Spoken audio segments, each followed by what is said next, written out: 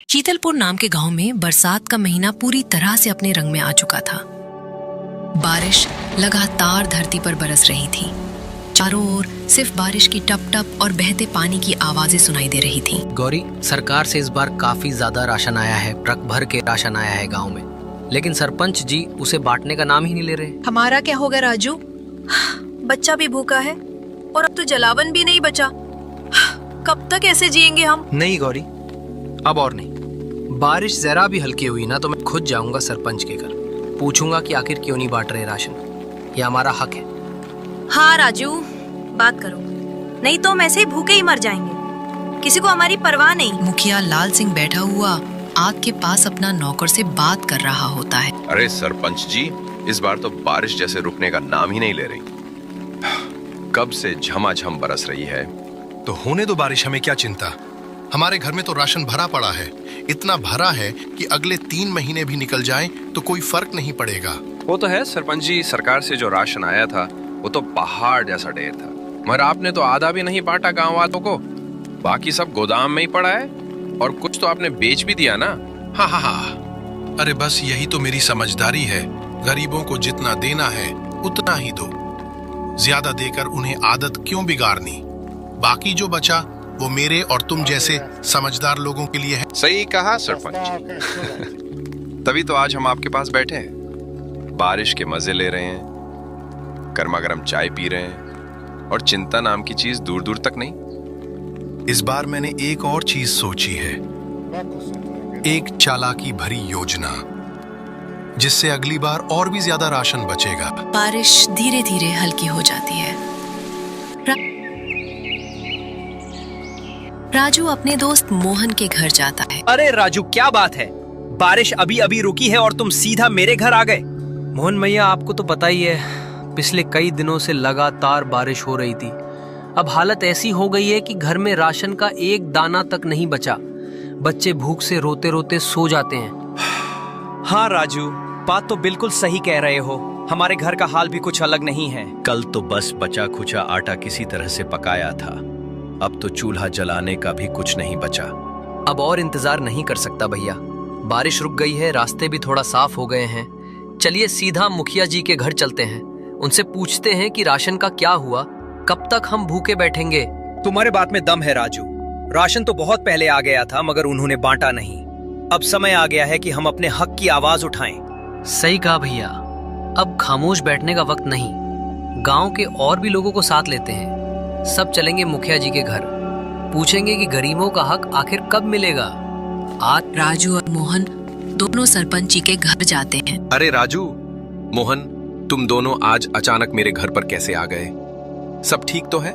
मुखिया जी, अब छुपाने का वक्त नहीं है, हम सीधे सवाल करने आए हैं। जो सरकार की तरफ से राशन आया है, आप उसे बांट क्यों नहीं रहे? हाँ मुखिया जी, अब तो बारिश भी रुक चुकी है, रास्ते भी साफ हो गए हैं। अब बहाना बनाने की कोई वजह नहीं बची।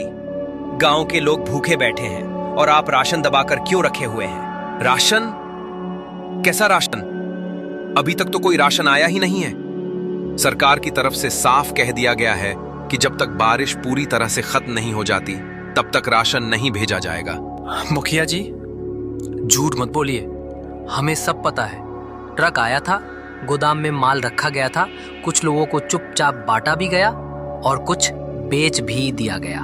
अरे भाई, मैं तुमसे झूठ बोलकर क्या हासिल करूंगा? अगर सच में राशन आया होता तो मैं क्यों छुपाता? सरकार ने कहा है कि बारिश पूरी तरह रुकने के बाद ही अगली खेप भेजी जाएगी।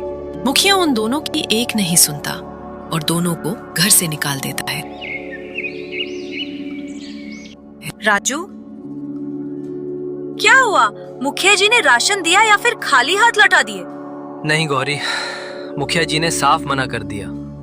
बोले सरकार की तरफ से अभी तक कोई राशन आया ही नहीं है। क्या ये कैसे हो सकता है? सरकार तो हर महीने की शुरुआत में ही राशन भेज देती है। मुझे भी यही लग रहा है गौरी। सच कहूँ तो मुझे लगता है मुखिया जी झूठ बोल रहे हैं। लेकिन क्यों राजू? हमने उनका क्या बिगाड़ा है? हम तो वैसे ही दिन भर मेहनत करते हैं, 2 वक्त की रोटी के लिए तरसते हैं। पता नहीं गौरी, शायद गरीबों के हिस्से में अब भूख, तकलीफ और आंसू ही रह गए हैं। जब तक वोट चाहिए होता है तब तक सब दरवाजे पर आते हैं। तभी राजू के घर पर सेठ जी आते हैं। पैसे वसूल करने के लिए। अरे राजू, तूने जो कर्जा लिया था पिछले साल वो अभी तक चुकाया नहीं है। अब तक कितना वक्त हो गया। मेरी भी कोई लिमिट है या नहीं? सेठ जी, माफ कीजिए, इस बार मेरे पास सच में कुछ नहीं बचा।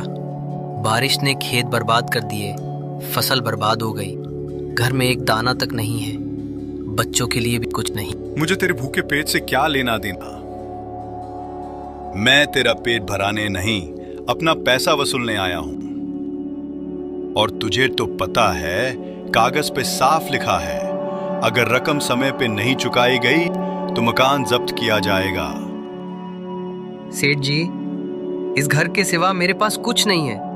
मुखिया जी ने भी राशन देने से मना कर दिया है, और अब आप अगर ये छत भी छीन लोगे तो मैं अपने बीवी बच्चों को लेकर कहाँ जाऊंगा? कहीं भी जा, मुझे क्या फर्क पड़ता है। जंगल में जा, नदी किनारे जा, किसी पुल के नीचे सो।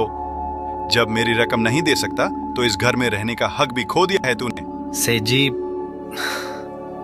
इंसानियत नाम की भी कोई चीज होती है क्या? गरीबी इतनी बड़ी सजा है कि रहने को छत भी ना बचे। सेठ गौरी और राजू को दोनों को घर से बाहर निकाल देता है। राजू, इतनी तेज बारिश में अब हम कहाँ जाएंगे? घर भी छिन गया, बच्चों का क्या होगा? मुझे तो कुछ समझ में नहीं आ रहा। तुम घबराओ मत गौरी, मैंने सोचा है, मेरा बचपन का दोस्त है मोहन, उसके घर चलेंगे। वो भले इंसान है, हमारी मदद जरूर करेगा। जब सबने मुंह मोड़ा तब भी वो हमारे साथ खड़ा था। मैं जानता हूँ वो हमें यूं बारिश में नहीं छोड़ देगा। हाँ, सच कह रहे हो ना राजू, वो हमें अपने घर में रख लेगा ना। मैं बच्चों को लेकर बहुत डर रही हूँ, कहीं ये बारिश हमें बहा कर ना ले जाए। जब तक मैं जिंदा हूँ तुम्हें और बच्चों को कुछ नहीं होने दूंगा। चलो, देर मत करो, हर पल बारिश और तेज होती जा रही है। अगर अब नहीं निकले तो रास्ता और खतरनाक हो जाएगा। राजू और गौरी दोनों मोहन के घर पहुंचते हैं उसे मदद मांगने के लिए। मोहन, ओ मोहन, जाकर देखो ना। लेकिन सुनो, इतनी बारिश में कोई आया है तो जरूर कोई मुसीबत में होगा। अरे राधिका, और कौन होगा? मेरा दोस्त राजू ही होगा। बेचारा पहले ही बहुत परेशान चल रहा था। तो सुन लो जी, मैं साफ कह रही हूँ, उस फटीचर की कोई मदद मत करना। वो हर वक्त रोता रहता है, बस दुख और मुसीबत की पोटली लेकर आता है। लेकिन राधिका, वो आज सच में मुसीबत में होगा। घर से निकाल दिया गया है, बच्चे साथ में हैं, ऊपर से इतनी बारिश। कम से कम एक रात की शरण तो दे सकते हैं। और हमारा क्या? हमारे पास खुद खाने को कुछ नहीं है। इस बार तो मुखिया जी ने हमें भी राशन नहीं दिया। तुम्हें लगता है कि हम किसी और का बोझ उठा सकते हैं? राधिका, वो मेरा बचपन का दोस्त है। जब मैं बीमार पड़ा था तो वही सबसे पहले दौड़कर आया था। आज जब उसे जरूरत है तो क्या हम... सुनो, आज मैं किसी बहस के मूड में नहीं हूँ। तुम साफ साफ मना कर देना कि हमारे पास न जगह है न खाना, वो कहीं और चला जाए। फर्मली, ठीक है? मोहन अपने घर के बाहर आता है। अरे भाई मोहन, मैं बहुत परेशान हूँ। घर से निकाल दिया गया है, ऊपर से बारिश। क्या तुम मुझे अपने घर में कुछ दिन के लिए पनाह दे सकते हो? राजू भाई, माफ करना, मेरे घर में सच में बिल्कुल भी जगह नहीं है। राधिका की मायके वाले यहाँ रहने आए हुए हैं, हर कोना भरा पड़ा है। ये क्या कह रहा है मोहन? मैंने तेरा हर बुरे वक्त में साथ दिया है। तू जब बीमार पड़ा था मैं दिन रात तेरे साथ रहा, तेरे लिए दवा लाया, खाना बनाया। आज जब मुझे जरूरत है तू मुंह मोड़ रहा है। राजू, तू जो कह रहा है वो बिल्कुल सच है और मुझे इसका अफसोस भी है। लेकिन सच ये भी है कि मेरे हाथ में कुछ नहीं है इस वक्त। घर छोटा है, मेहमान पहले से ही हैं, सोने की जगह है न बैठने की। अगर मेरे बस में होता तो मैं तुझे जरूर रखता। मतलब अब मेरे लिए कोई जगह नहीं बची, न दुनिया में न अपनों के दिल में। राजू, मैं तेरा दर्द समझता हूँ, लेकिन इस हालात में मैं कुछ नहीं कर सकता। बारिश तेज होती जा रही है, तू कहीं और कोशिश कर, शायद कोई और मदद कर दे। इतना बोलकर मोहन अपने घर चला जाता है और राजू जंगल की ओर आ जाता है। जंगल में जाते ही राजू को कुछ समझ नहीं आता। बारिश तेज होती रहती है। है ऊपर वाला, अब तो तू ही कुछ मदद कर सकता है। बारिश तेज होती जा रही है और मेरे बच्चे बीमार होकर मर जाएंगे, तू ही हमारी कुछ मदद कर। तभी उसे पेड़ में से एक आवाज आती है। राजू सोनू, हैरान मत हो, मैं कोई साधारण पेड़ नहीं हूँ, मैं एक इच्छाधारी पेड़ हूँ। मुझे वरदान प्राप्त है कि मैं सोच सकता हूँ, बोल सकता हूँ और जरूरतमंदों की मदद कर सकता हूँ। इच्छाधारी पेड़? ऐसा मैंने केवल कहानियों में सुना था, मगर आप सच में बोल रहे हैं? हाँ सोनू, और मेरी यही इच्छा है कि मैं तुम दोनों की मदद करूं। तुम थक चुके हो, डरे हुए हो, लेकिन अब डरने की कोई जरूरत नहीं है। तो क्या हम सच में आपके अंदर रह सकते हैं? शांत बिल्कुल राजू, मैं तुम्हें अपने अंदर एक ऐसी जगह दूंगा जहां तुम आराम से सुरक्षित रह सकोगे, बाहर की दुनिया से छिपकर, आराम से। ठंडी हवा, मीठी खुशबू और सुकून, ये सब तुम्हें मेरे अंदर मिलेगा। राहत भरी सांस लेते हुए, आपने तो हमारी जान ही बचा ली। सच कहूं, मुझे अब फिर से जीने की उम्मीद मिल गई है। तभी गांव में बारिश और भी तेज हो जाती है और बिजली की कड़कड़ाहट से पूरा गांव थर्रा उठता है। तेज हवाओं के साथ पानी ऐसी बौछार बनकर गिरता है और पाल पर सभी लोग इकट्ठे होते हैं। अरे बेटा, ये बारिश तो रुकने का नाम ही नहीं ले रही। ऐसा लग रहा है जैसे आसमान खुद हमारे गांव से नाराज हो गया। सच कह रहे हो चाचा, खेतों में तो पानी इतना भर गया है कि अब फसल बचने का कोई आसरा नहीं है। हमारे घरों में भी पानी घुस चुका है। अगर यूं ही बारिश चलती रही तो हम सबका सब कुछ बर्बाद हो जाएगा। बिल्कुल, और मैं तो कहता हूँ कि अब हमें गांव में नहीं रहना चाहिए। ये जगह अब रहने लायक नहीं रही। क्या कह रहे हो चाचा? अगर हम गांव नहीं रहेंगे तो फिर कहाँ जाएंगे? हमारा तो सब कुछ यहीं है, घर, जमीन, मंदिर, लोग। देखो मोहन, बात समझने की कोशिश करो। इस समय हमारी जान की कीमत सबसे ज्यादा है। खेत, घर सब बाद में देखा जाएगा। अगर हम जिंदा रहे तो दोबारा मेहनत करके सब बना लेंगे, लेकिन अगर यहीं फंसे रह गए तो कुछ नहीं बचेगा। चाचा ठीक कह रहे हैं। मैंने अभी अभी स्कूल की बिल्डिंग देखी है, छत गिर चुकी है, दीवारों में दरारें आ गई हैं, राशन की दुकान में पानी भर गया है और वैसे भी मुखिया जी अब कुछ बांट नहीं रहे। उन्होंने साफ मना कर दिया कि अब जो बचा है वो सिर्फ खास लोगों को मिलेगा। मुखिया जी को तो शर्म आनी चाहिए। जब जरूरत थी तब वो कहाँ है? बच्चों को दूध तक नहीं मिल रहा और वो आराम से अपने घर में बंद हैं। इसलिए तो कह रहा हूं बेटा, हमें अब कोई और रास्ता ढूंढना होगा। मेरा मानना है कि अगर हम जंगल की ओर चले जाएं तो वहां कुछ ऊंची जमीन मिल जाएगी। वहां कम से कम बारिश का पानी नहीं भरेगा और पेड़ों की छांव भी होगी। कुछ दिन वहीं रहेंगे, जब बारिश थमेगी तो वापस लौट आएंगे। सभी गांव वाले जंगल की ओर जाने लगते हैं। जंगल में जाते ही उन्हें राजू का पेड़ वाला घर दिखता है। सभी उसे देखकर हैरान हो जाते हैं। सभी राजू बाहर आता है। अरे चाचा जी, मोहन, आप इस घने जंगल में और इस छोटे से पेड़ के नीचे क्या करने आवे? इतनी बारिश में यहाँ तक पहुँचना आसान नहीं था। सब खैरियत तो है ना? राजू बेटा, हमें माफ कर देना, पर गांव जैसे तबाही की चपेट में आ गया है। बारिश थमने का नाम नहीं ले रही। किसी की छत उड़ गई, किसी का घर बह गया। हमारे पास अब ना कोई रास्ता बचा, ना कोई सहारा। बस यही सोचकर तुम्हारे पास चले आए कि शायद तुम इस पेड़ के नीचे हमें थोड़ी सी जगह दे दो। अरे चाचा जी, आप तो मेरे बड़े हैं। मेरी जगह पे आपका हक सबसे पहले है। मैं आपको जगह क्यों नहीं दूंगा? ये पेड़, ये छाँव, ये झोपड़ी, सब कुछ आपका ही तो है। आइए, अंदर आइए। जब तक मेरा दम है आप सब इस पेड़ के नीचे महफूज रहेंगे। राजू बेटा, तेरा बहुत बहुत धन्यवाद।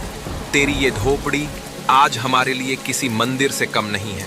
यहाँ सब कुछ है, छत है, दीवार है, बरसात से बचाव है। बस एक ही कमी है, खाने को कुछ भी नहीं है। सरपंच जी, कृपया समझने की कोशिश कीजिए। ये पूरा गांव खाली हो चुका है। हर दिशा से पानी गांव की ओर बढ़ रहा है। अब सिर्फ आप ही बचे हैं जो अभी तक यहाँ रुके हुए हैं। लेकिन क्यों खाली करूं मैं? मेरा घर अभी भी ठीक ठाक खड़ा है, कोई दरार नहीं, कोई नुकसान नहीं। गांव वालों के पास पक्के मकान नहीं थे, इसलिए वो डर कर भाग गए।